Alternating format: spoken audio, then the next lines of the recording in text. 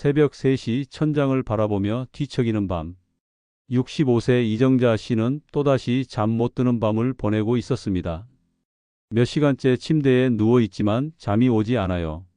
내일 해야 할 일들이 머릿속을 맴돌고 몸은 피곤한데 마음은 계속 깨어 있습니다. 이런 상황이 벌써 6개월째 계속되고 있어요. 처음에는 스트레스 때문이라고 생각했습니다. 하지만 시간이 지날수록 상황은 더 악화됐어요. 낮에는 피곤해서 아무것도 할 수 없고 밤에는 잠이 오지 않는 악순환이 반복됐습니다. 혹시 여러분도 이런 경험 있으신가요? 밤에 잠들기까지 30분 이상 걸리는 경우, 새벽에 자꾸 깨서 다시 잠들기 어려운 상황, 아침에 일어나도 개운하지 않은 느낌, 낮에 졸음이 쏟아져서 일상생활이 힘든 경우, 이런 증상이 일주일에 3일 이상 나타나면 불면증을 의심해 볼 수 있습니다. 우리나라 60세 이상 어르신 중 40%가 불면증을 경험한다고 해요. 하지만 많은 분들이 단순히 나이 탓으로 여기고 방치하고 계십니다. 그런데 놀라운 사실이 있어요. 불면증은 충분히 극복할 수 있는 문제입니다. 올바른 방법을 알고 실천하면 누구나 다시 꿀잠을 잘 수 있어요. 실제로 많은 분들이 간단한 방법으로 불면증을 해결했습니다. 오늘 이 영상을 끝까지 보시면 3가지를 얻어가실 거예요. 첫 번째는 불면증의 진짜 원인과 우리가 모르고 있던 숨겨진 요인들. 두 번째는 약 없이도 자연스럽게 잠들 수 있는 검증된 방법들. 세 번째는 오늘 밤부터 바로 적용할 수 있는 실천 가능한 꿀잠 비결. 먼저 충격적인 사실부터 말씀드리겠습니다. 불면증 환자의 80%가 잘못된 수면 습관 때문에 고생하고 있어요. 대부분 본인도 모르는 사이에 잠을 방해하는 행동을 반복하고 있습니다. 하지만 이런 습관들을 바꾸면 놀라울 정도로 빠르게 개선돼요. 실제로 이런 경험을 하신 분이 계세요. 67세 박철수 씨의 이야기입니다. 2년간 심각한 불면증으로 고생하셨어요. 매일 밤 새벽 2시가 넘어서야 잠들었고 새벽 4시면 어김없이 깨어났습니다. 낮에는 너무 피곤해서 소파에서 자주 졸았어요. 그런데 정작 밤이 되면 또 잠이 오지 않았습니다. 수면제를 먹어도 효과는 일시적이었고 부작용 때문에 더 힘들어했어요. 그런데 생활 패턴을 바꾸기 시작한 지 한 달 만에 변화가 나타났습니다. 지금은 밤 10시에 자연스럽게 잠들고 아침 6시까지 깊게 주무세요. 낮에도 활기차게 지내고 계십니다. 과연 박 씨가 어떤 방법을 사용했을까요? 특별한 약이나 치료를 받은 것이 아니었어요. 일상 속 작은 변화들을 실천했을 뿐입니다. 그 비결을 지금부터 차근차근 알려드리겠습니다. 불면증이 생기는 진짜 원인부터 파악해 보겠습니다. 많은 분들이 스트레스나 걱정 때문이라고만 생각하세요. 물론 이것도 중요한 원인이지만 전부는 아니에요. 실제로는 훨씬 다양하고 복합적인 요인들이 작용합니다. 생체 리듬의 변화가 가장 큰 원인 중 하나예요. 나이가 들면서 멜라토닌 분비량이 자연스럽게 줄어들어요. 멜라토닌은 우리 몸의 수면 호르몬이라고 할 수 있습니다. 마치 자연스러운 수면제 역할을 하는 거죠. 젊을 때는 해가 지면 멜라토닌이 충분히 분비됐어요. 하지만 나이가 들수록 분비량이 현저히 감소합니다. 그래서 자연스럽게 잠이 오지 않게 되는 거예요. 이는 노화 과정의 자연스러운 변화입니다. 체온 조절 능력의 변화도 영향을 줘요. 잠들기 위해서는 체온이 약간 떨어져야 합니다. 마치 컴퓨터가 쿨다운 되는 것과 비슷한 과정이에요. 하지만 나이가 들면 이런 체온 변화가 원활하지 않아요. 운동 부족도 큰 문제가 됩니다. 적당한 신체 활동이 없으면 몸이 피로를 느끼지 않아요. 피로감이 없으면 당연히 잠이 오지 않겠죠. 하지만 너무 격렬한 운동도 오히려 잠을 방해할 수 있어요. 카페인과 알코올의 영향도 생각보다 큽니다.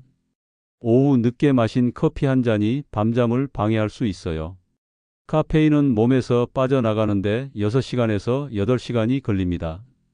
그래서 오후 2시 이후에는 카페인을 피하는 것이 좋아요. 알코올은 더욱 교묘합니다. 처음에는 잠이 오는 것 같지만 실제로는 수면의 질을 떨어뜨려요. 알코올 때문에 깊은 잠을 자지 못하고 새벽에 자주 깨게 되는 겁니다. 그런데 의외로 많은 분들이 모르는 원인이 하나 더 있어요.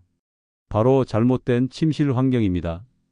침실의 온도, 습도, 조명, 소음이 모두 수면에 영향을 줘요.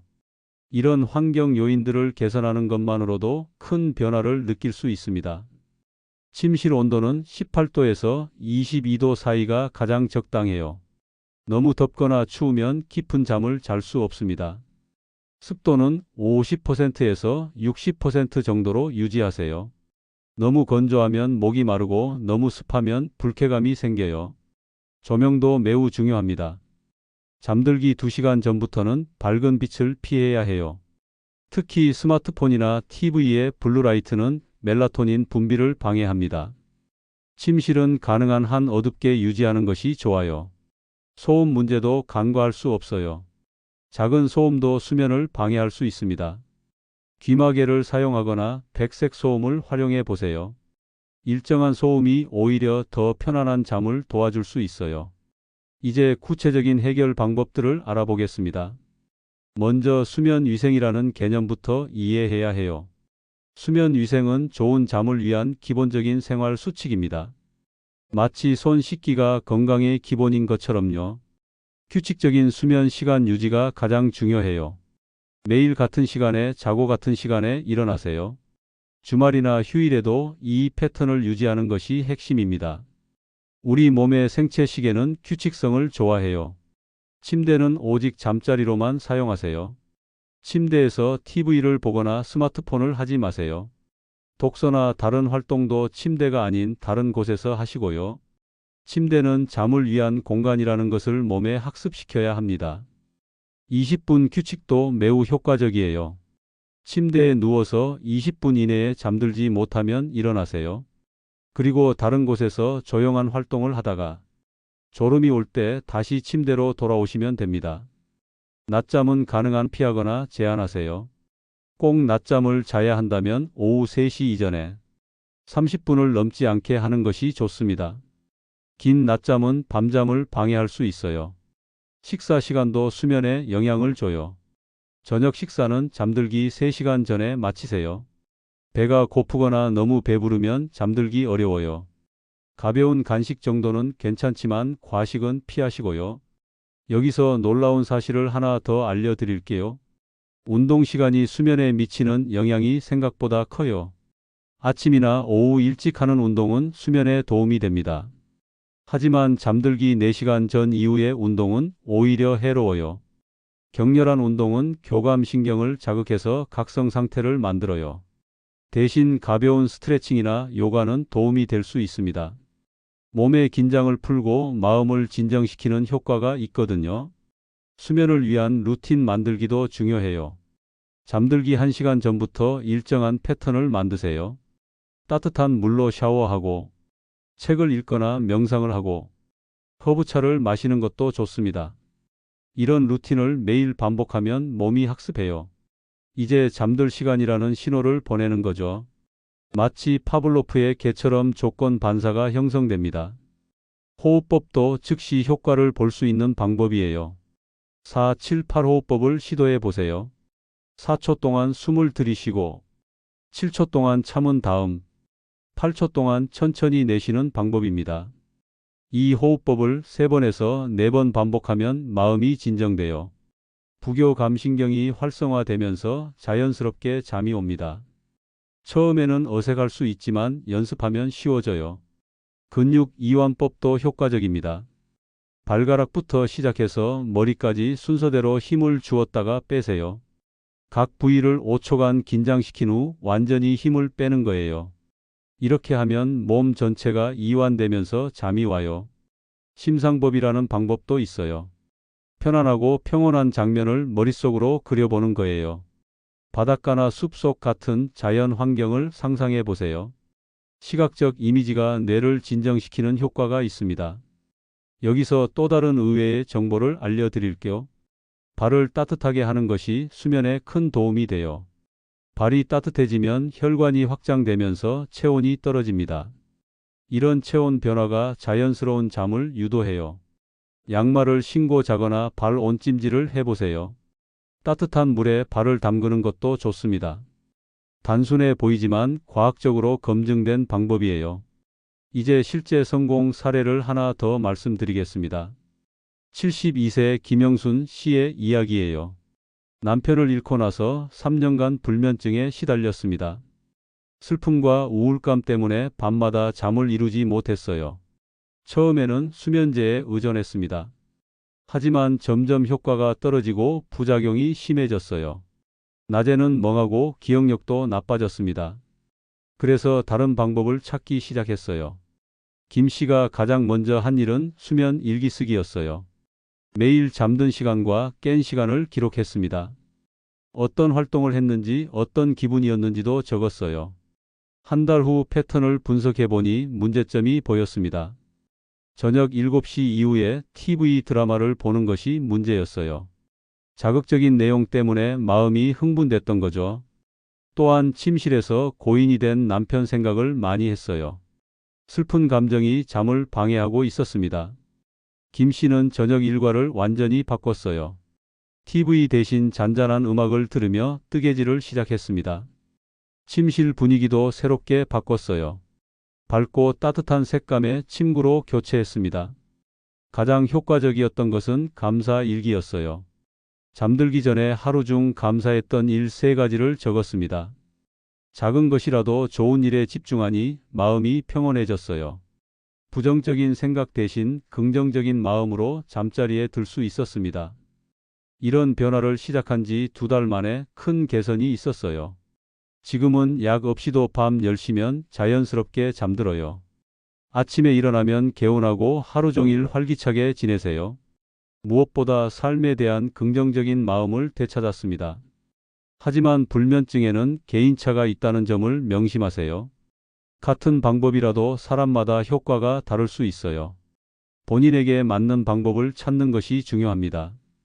인내심을 갖고 꾸준히 시도해 보시기 바라요. 만약 2개월 이상 이런 방법들을 시도해도 개선이 없다면 전문의와 상담을 받아보세요. 수면 무호흡증이나 하지불안증후군 같은 다른 수면 질환이 있을 수 있어요. 정확한 진단과 치료가 필요한 경우도 있습니다. 특히 다음과 같은 증상이 있으면 반드시 병원을 방문하세요. 콧거리가 심하고 숨이 멎는 것 같은 느낌이 들 때, 다리에 벌레가 기어가는 듯한 불편감이 있을 때, 낮에 갑자기 잠이 쏟아져서 일상생활이 어려울 때, 이런 경우에는 의학적 치료가 필요할 수 있어요. 약물 치료에 대해서도 말씀드리겠습니다. 수면제는 단기간 사용할 때는 도움이 될 수 있어요. 하지만 장기간 사용하면 의존성과 내성이 생길 수 있습니다. 가능하면 비약물적 치료를 먼저 시도해 보세요. 천연 수면 보조제도 고려해 볼 수 있어요. 멜라토닌 보충제가 대표적입니다. 하지만 이것도 의사와 상담 후 복용하는 것이 안전해요. 개인의 상태에 따라 적합하지 않을 수 있거든요.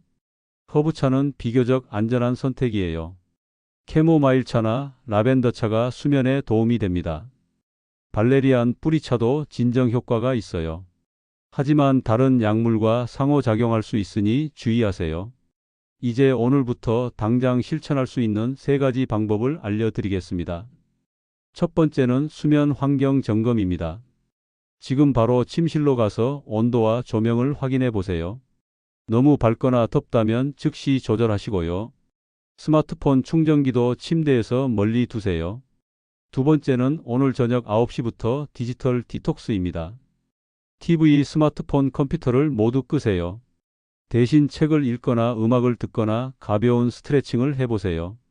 이 1시간이 수면의 질을 크게 바꿀 수 있어요. 세 번째는 내일 아침 같은 시간에 일어나기입니다.